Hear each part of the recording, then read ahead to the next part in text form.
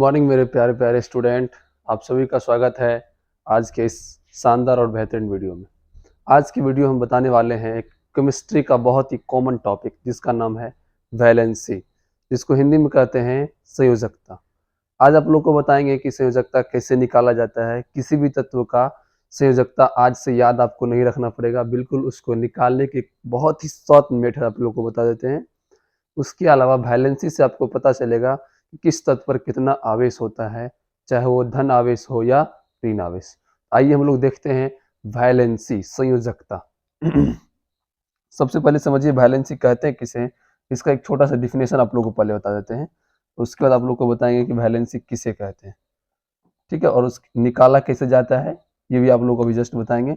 Valency निकाला कैसे जाता है और इसका डिफिनेशन क्या होता है। ठीक है, तो सबसे पहला जो टॉपिक है वो है आपका वैलेंसी।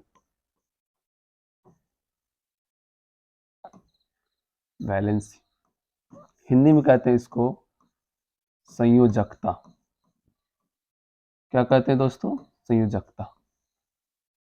ठीक है, इसका डिफिनेशन होता है कि कोई भी तत्व अपने नजदीक वाले अक्रिय अवस्था, अक्रिय अवस्था में मुख्य रूप से 6 तत्व होते हैं: helium, neon, argon, krypton, xenon, radon. ठीक है, अभी लिखाएंगे आपको। ये 6 तत्व होते हैं। उस अवस्था को प्राप्त करने के लिए कोई भी इलेक्ट्रॉन, जितना कोई भी एलिमेंट यानी कि कोई भी तत्व जितना इलेक्ट्रॉन त्याग करता है या ग्रहण करता है, उसी संख्या को हम लोग क्या कहते हैं? वैलेंसी कहते हैं। तो सबसे पहले समझते हैं अक्रिय अवस्था वाली गैस कौन कौन सा है। अक्रिय अवस्था में होता है आपको helium, neon, argon, krypton, xenon, radon. ये 6 तत्व हैं। 1 2 3 4 5 6। ये 6 तत्व ऐसे हैं पीरियोडिक टेबल में जो अक्रिय अवस्था को ऑलरेडी प्राप्त कर चुका है, यानी कि अस्थायी अवस्था को प्राप्त कर चुका है। इसको हम इंग्लिश में बोलते हैं इनर्ट स्टेज। ठीक है, तो सबसे पहला तत्व है हीलियम, इसका परमाणु संख्या 2 होता है। दूसरा है नियॉन, इसका 10 होता है। आर्गन, इसका परमाणु संख्या 18। के आर क्रिप्टन, इसका परमाणु संख्या 36। Xenon X 54। Radon R N 86। ये इसका परमाणु संख्या हो गया। ठीक है, अब इसका डिफिनेशन लिखाते हैं आपको। तो कोई भी तत्व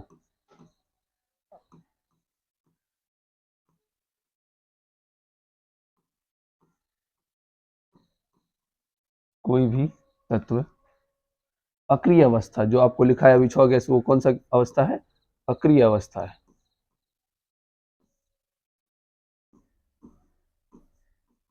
अक्रिय अवस्था को प्राप्त करने के लिए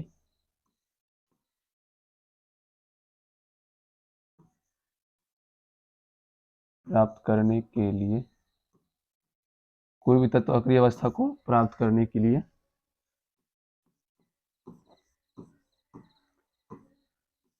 जितना इलेक्ट्रॉन त्याग या ग्रहण, जितना इलेक्ट्रॉन त्याग या ग्रहण करता है,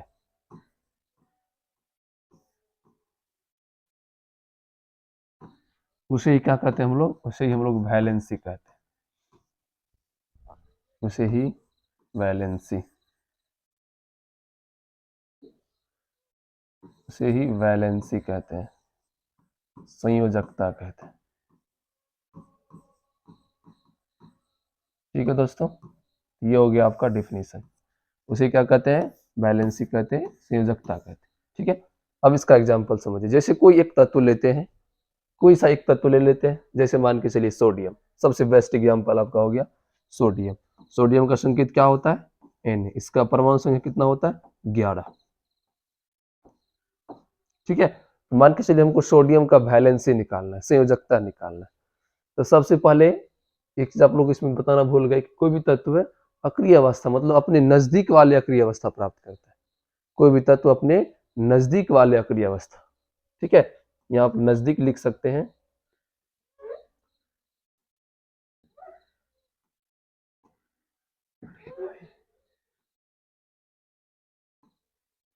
नजदीक वाले अक्रिय अवस्था,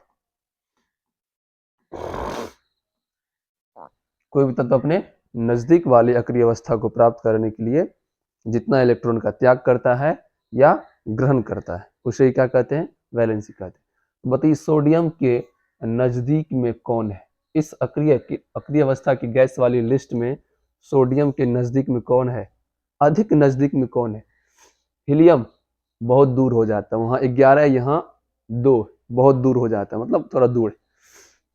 11 उसके नजदीक हमको लग रहा है 10, मतलब सोडियम हमेशा चाहेगा कि नियोन की अवस्था प्राप्त करने के लिए, कौन सी अवस्था, नियोन की जैसी अवस्था प्राप्त करने के लिए चाहेगा। ठीक है, तो बताइए सोडियम जो है ये हो गया आपको एक परमाणु है, एक तत्व है, ठीक है, और ये अक्रिय अवस्था प्राप्त करना चाहता है। दुनिया की सभी तत्व अक्रिय अवस्था प्राप्त करना चाहते हैं। जिस प्रकार आप सभी जानते हैं कि हम लोग भी पढ़ाई कर रहे हैं, आप लोग भी पढ़ाई कर रहे हैं, सबका लगभग एक ही मकसद होता है कि हमको किसी तरह से सरकारी नौकरी मिल जाए, गवर्नमेंट जॉब हो जाए, अच्छा से मतलब मौज मस्ती करेंगे, कोई परेशानी दिक्कत नहीं होगी। ठीक है, ठीक उसी प्रकार जो भी तत्व है आपका वो सभी चाहता है कि हमको कौन सा अवस्था मिल जाए, अक्रिय अवस्था। ये कौन सा अवस्था देख रहे हैं आप, अभी जो आपके सामने तत्व का एक लिस्ट है, ये कौन सा अवस्था में है, अक्रिय अवस्था। अक्रिय अवस्था दैट मीन्स अपने मतलब समझे तो ये गवर्नमेंट जॉब में, ठीक है, गवर्नमेंट जॉब, सरकारी नौकरी में। तो ये भी तत्व चाहता है कि क्या करें, हम भी अक्रिय अवस्था प्राप्त कर ले, चाहे उसके लिए कुछ लेन देन करना पड़ जाए। सरकारी नौकरी प्राप्त करने के लिए तो कुछ लेन देन करना पड़ता है, ठीक है, उसके लिए चाहे कुछ लेन देन करना पड़ जाए, लेकिन हमको सरकारी नौकरी ही चाहिए। ठीक है, तो अब बताइए सोडियम जो होता है उसकी परमाणु संख्या 11 है और इसके नजदीक वाले अक्रिय अवस्था कौन है, नियोन। तो बताइए 11 को 10 के जैसा बनने के लिए क्या करना पड़ेगा, एक इलेक्ट्रॉन को त्याग करना पड़ेगा। कितना इलेक्ट्रॉन, एक इलेक्ट्रॉन को त्याग करना पड़ेगा। आपने डिफिनेशन में देखा अभी, अक्रिय अवस्था को प्राप्त करने के लिए, ठीक है, चाहे इलेक्ट्रॉन का त्याग करना पड़े चाहे ग्रहण करना पड़े, लेकिन अक्रिय अवस्था प्राप्त करना है। ठीक है, बताइए सोडियम जो है नियोन वाली क्योंकि इसके नजदीक में कौन है, नियोन, तो बताइए नियोन वाली अक्रिय अवस्था प्राप्त करने के लिए सोडियम को कितना इलेक्ट्रॉन त्याग या ग्रहण करना पड़ेगा, एक इलेक्ट्रॉन का त्याग करना पड़ेगा। जबकि इसके पास 11 है, एक इलेक्ट्रॉन का त्याग करेगा, इसके पास कितना हो जाएगा, 10 हो जाएगा। इसीलिए यह कौन सा अवस्था प्राप्त कर लेगा, 10 जैसे, यानी कि नियोन की जैसे अक्रिय अवस्था प्राप्त कर ले। तो बताइए सोडियम का वैलेंसी कितना हो गया, सोडियम का वैलेंसी कितना, 1। समझ में आया बच्चों, बताइए सोडियम का वैलेंसी कितना हुआ, 1। समझ में आया।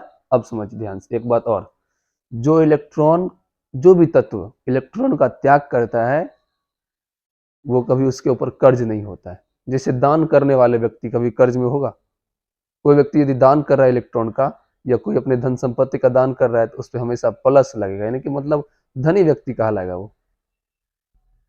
ठीक है, तो सोडियम कितना इलेक्ट्रॉन का त्याग कर रहा है, एक इलेक्ट्रॉन का। इसी कारण सोडियम जो है धन आवेश तत्व है, यानी कि धन मूलक है और एक इलेक्ट्रॉन का त्याग कर रहा है, इसी पर इसीलिए इस पे कितना प्लस लगाया हुआ है, एक प्लस है। तो सोडियम पर देखते हैं आप लोग हमेशा एक प्लस लिखा रहता है। ठीक है, वो उसका क्या कंडीशन है, क्या कंसेप्ट आपको समझ में आया। तो सोडियम पर प्लस क्यों लगा रहता है, क्योंकि इन्होंने एक इलेक्ट्रॉन का त्याग किया। चलिए दूसरा एग्जाम्पल समझते हैं, मैग्नीशियम Mg बार है। अब बताइए इसका वैलेंसी कितना होगा, इसका वैलेंसी कितना होगा। तो बताइए मैग्नीशियम बार है, इसके नजदीक में कौन है, हमको लग रहा है इसके नजदीक में भी नियोन ही है। इसके नजदीक में कौन है, नियोन है। तो बताइए मैग्नीशियम के पास कितना इलेक्ट्रॉन, 12। इसकी परमाणु संख्या कितना, 12, और इसके नजदीक वाला क्रिया अवस्था कौन है, नियोन है। तो बताइए मैग्नीशियम को नियोन के जैसा बनने के लिए कितना इलेक्ट्रॉन को त्याग या ग्रहण करना पड़ेगा, त्याग करना पड़ेगा। कितना इलेक्ट्रॉन, 2 इलेक्ट्रॉन। मैग्नीशियम को अक्रिय अवस्था प्राप्त करने के लिए कितना इलेक्ट्रॉन त्याग करना पड़ेगा, 2 इलेक्ट्रॉन। इसी कारण मैग्नीशियम का वैलेंसी कितना हो जाएगा, 2 हो जाएगा। और इसी कारण हम लोग Mg पर कितना प्लस देंगे, प्लस प्लस देंगे, 2 प्लस देंगे।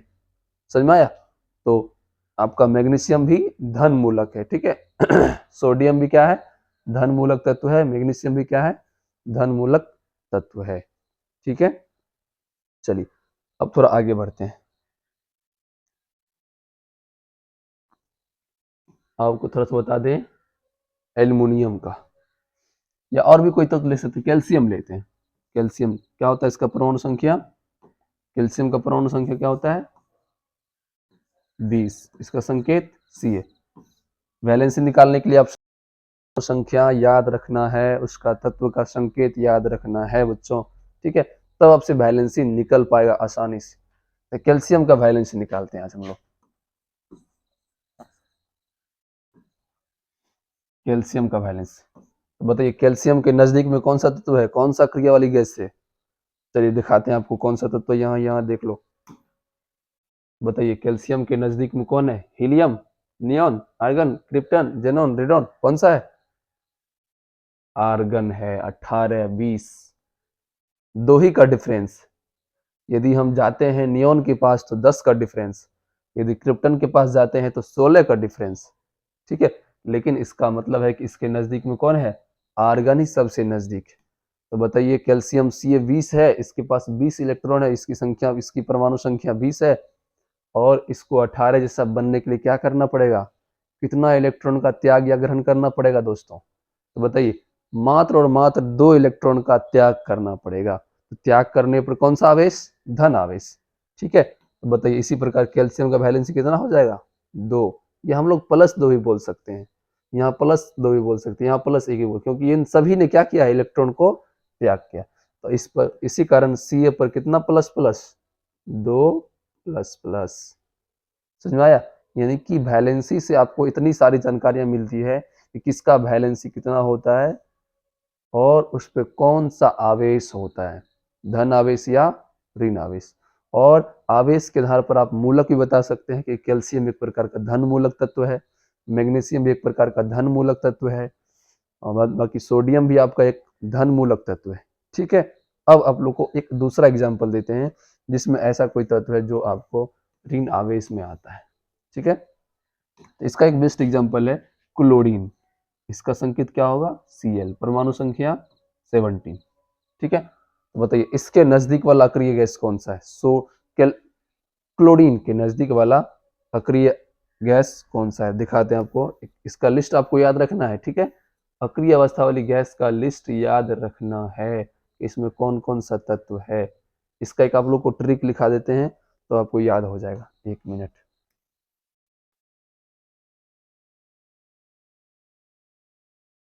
देखिए अक्रिय अवस्था में कौन कौन सा गैस है, इसका हम लोग ट्रिक वैसे क्लास में चर्चा किए थे, लेकिन फिर से आप लोग को भी एक बार बता देते हैं। इसका ट्रिक होता है याद रखने का, इसका ट्रिक है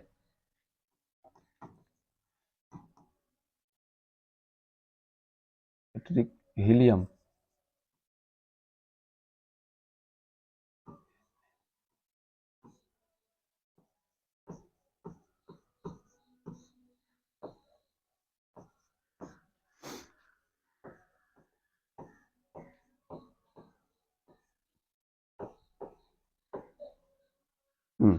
तो दोस्तों इसका ट्रिक